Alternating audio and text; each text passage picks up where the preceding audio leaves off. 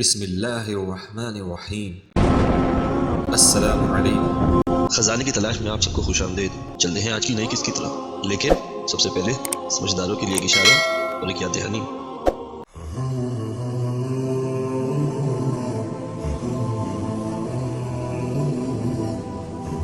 ناظرین، جب حضرت محمد صلی اللہ علیہ وآلہ وسلم کی عمر شریف 40 سال کو پہنچی تو حسب معمول آپ ایک روز غار حرا میں تشریف فرماتے کہ ایک فرشتہ غار کے اندر آیا اور آپ صلی اللہ علیہ وآلہ وسلم کو سلام کیا اور پھر یہ کہا اقرأ پڑھیے۔ آپ نے فرمایا میں پڑھ نہیں سکتا۔ اس پر فرشتے نے آپ صلی اللہ علیہ وآلہ وسلم کو اس شدت سے دبایا کہ آپ صلی اللہ علیہ وآلہ وسلم فرماتے ہیں کہ فرشتے نے مجھ کو اس شدت سے دبایا کہ میری تکلیف کی کوئی انتہا نہ رہی اور اس کے بعد چھوڑ دیا اور کہا اقرأ۔ میں نے پھر وہی جواب دیا کہ میں پڑھ نہیں سکتا۔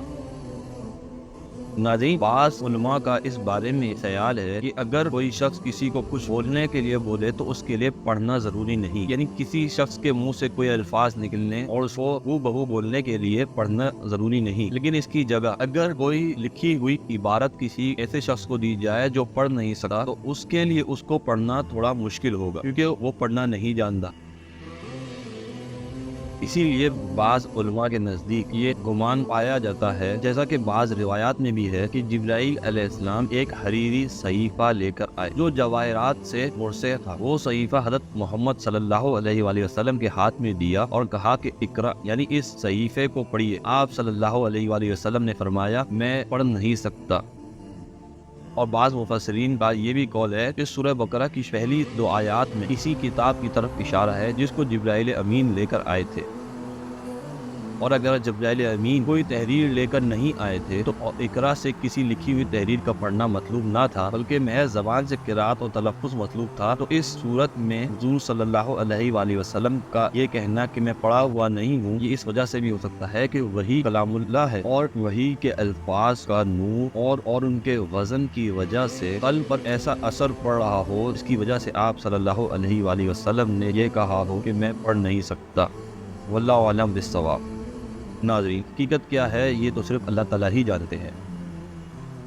بہرحال معاملہ پھر ایسا ہوا کہ فرشتے نے پھر تیسری بار حضور صلی اللہ علیہ وآلہ وسلم کو پکڑا اور اس شدت کے ساتھ دبایا اور چھوڑ دیا اور یہ کہا کہ پڑھیے، آپ اپنے پروردگار کے نام کی مدد سے پڑھیے جو خالق ہے تمام کائنات کا، خصوصاً انسان کا، کہ جس کو خون کے لوتھڑے سے پیدا کیا۔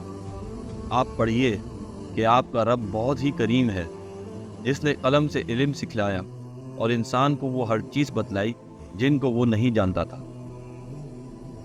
ناظرین، اس واقعے کے بعد آپ گھر تشریف لائے۔ بدن مبارک پر لرزہ اور کپکپی تھی۔ آتے ہی حضرت خدیجہ سے فرمایا کہ مجھ کو کچھ پڑھاؤ۔ جب کچھ دیر کے بعد وہ گھبراہٹ اور پریشانی دور ہوئی تو تمام واقعہ حضرت خدیجہ سے بیان کیا اور یہ کہا کہ مجھ کو اندیشہ ہوا ہے کہ میری جان نہ نکل جائے۔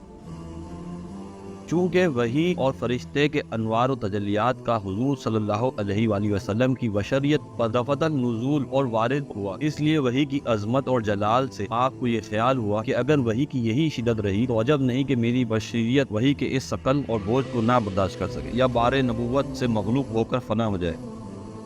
ناظرین، یہی وجہ ہے کہ جب کبھی حضور صلی اللہ علیہ وآلہ وسلم سواری پر سوار ہوتے اور سوار ہونے کی حالت میں اگر وحی نازل ہو جاتی تو اونٹنی وحی کی وجہ سے مجبوراً بیٹھ جاتی تھی۔ زید بن ثابت فرماتے ہیں کہ ایک بار آپ کی ران میری ران پر تھی کہ وحی نازل ہو گئی۔ اس وقت آپ کی ران اس درجہ بھاری معلوم ہوئی کہ مجھے اپنی ران کا چور چور ہو جانے کا اندیشہ ہو گیا۔ ناظرین، اگر کوئی معمولی معاملات بھی خلاف طبع پیش آ جائے تو انسان پریشان ہو جاتا ہے۔ یہاں تو اتنا عظیم و شان واقعہ پیش آیا کہ جو وہم و گمان سے بھی بالا تر ہو، اس واقعے سے گھبرا جانا یقینی تھا۔ ناظرین، فی الحال آج کے لیے بس اتنا ہی۔ اگر آج کی قسط آپ کو پسند آئی ہو تو لازمی لائک ضرور کیجیے گا۔ ہمارے ساتھ جڑے رہنے کے لیے حضور اکرم صلی اللہ علیہ وآلہ وسلم کی زندگی کے بارے میں مزید جاننے کے لیے چینل کو لازمی سبسکرائب بھی کیجیے اور اپنے پیاروں سے بھی لازمی شیئر کیجیے۔ انشاءاللہ تعالیٰ ملتے ہیں اگلی قسط میں۔ جب تک اپنا بہت سارا خیال رکھیے گا۔ اللہ حافظ۔